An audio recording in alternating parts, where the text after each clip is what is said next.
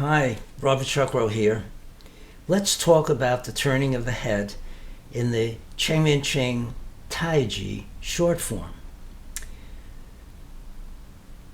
If we're going to talk about turning of the head, it's important to specify the frame of reference in which the head is turning.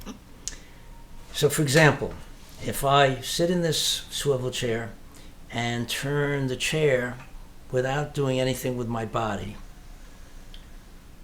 my head is turning in a frame of reference in the earth, but not in the frame of reference of my body. But if I do this, I turn my head this way and this way, now my head is turning in both frames, the frame of reference of the earth and the frame of reference of my body. And it's turning the same amount because my body isn't moving. So those frames of reference are the same. The question is whether or not the head turns in the Taiji short form. And I would say, yes, it does. It turns relative to the body, and of course it turns relative to the earth. If you ask somebody who does this form, they'll say, well, the nose and navel always line up, and the head does not turn, which means that the head does not turn relative to the frame of reference of the body. In order to discuss this, we have to agree on one thing, and that is that in final postures, whether they are 70-30 or 100% postures, or 50-50, the head always points in the direction of the stance, which in the 70-30 and the 100% postures are the direction of the forward foot. And to see that this is true, look at any picture of Cheng in a 100% or 70-30 stance, and you'll see that that's the case. Other high-level practitioners, you'll see the same thing. So let me talk about this by showing some movements, and I'll try to clarify what I'm talking about.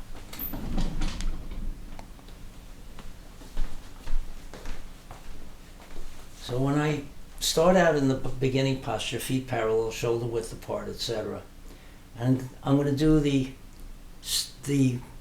next several 70-30 moves. Ward off left. Now I'm presetting my left foot because of my arthritis in that knee, but in the Cheng style we wouldn't do that. And withdraw and push and single whip. All the time my nose and navel have lined up, which means that relative to my body, my head is not turning. But now I'm going to go, I won't preset my foot even though I prefer to do that, to the next move, which is raise hands, which is a 100% move. So now my head has turned 90 degrees from west to north. North is arbitrarily called the starting direction. So it turned 90 degrees, but my navel only turned 45 degrees. It could have turned more than 45 degrees. Well, if I had more flexibility, maybe. But if, for my body, if I try to do that, it torques the knee. And people who try to turn full 90 degrees, if you look at their knees, you'll see that they've lost their alignment, which is damaging to the knee. It's also that reduces your ability to root. And so what happened is my trunk of my body turned 45 degrees, my head turned 90 degrees, so my head turned twice the number of degrees of my body and turned 45 degrees relative to my body. And if I continue with the next moves, my head is facing north, pointing north, and now I go into white crane spreads wings, and now it's pointing west. It turned 90 degrees, my pelvis barely turned at all. By the way, if you try to turn your pelvis 90 degrees, fully 90 degrees, you reach a certain point which is called femoroacetabular impingement, which means that the femur bone, which is a bone, the leg bone, is impinging on hitting the pelvis. That's not a good thing to do. So sometimes dancers try to do that, and that happens.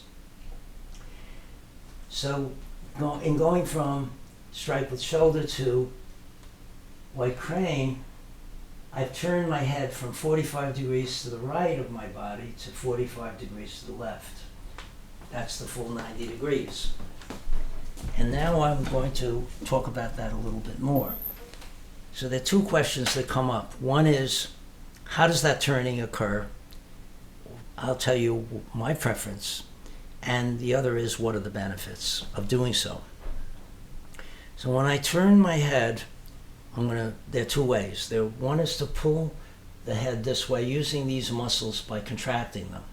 That is something I try to avoid. The other way is by opening these muscles, extending, and causing my head to turn to the left. See? And I feel when I do this, there's a force this way pushing my head, all these muscles that attach, and there's a counter force pushing my shoulder in the opposite direction. Okay? And now I feel I've reached my limit, which is about 45 degrees, maybe a little more if I work on it. And now I'm going to come back to the neutral position, which may have changed because I've opened this up. And now I'll do the other side. I'm opening this. Always do things on both sides. Opening, opening, opening. And I feel I've turned about 45 degrees. That's my limit. And I'm turning back. So what are the advantages of doing it this way? One is I recognize when I glance at my reflection, I see that I'm tilted over a little bit this way. And that's from using the computer a lot.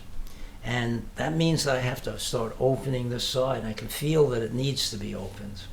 The other is that by using contraction, which I try not to do, contraction constricts blood flow. It also retards the flow of qi. And the blood is the transport of nutrients to the cells, of oxygen to the cells, of waste products back out.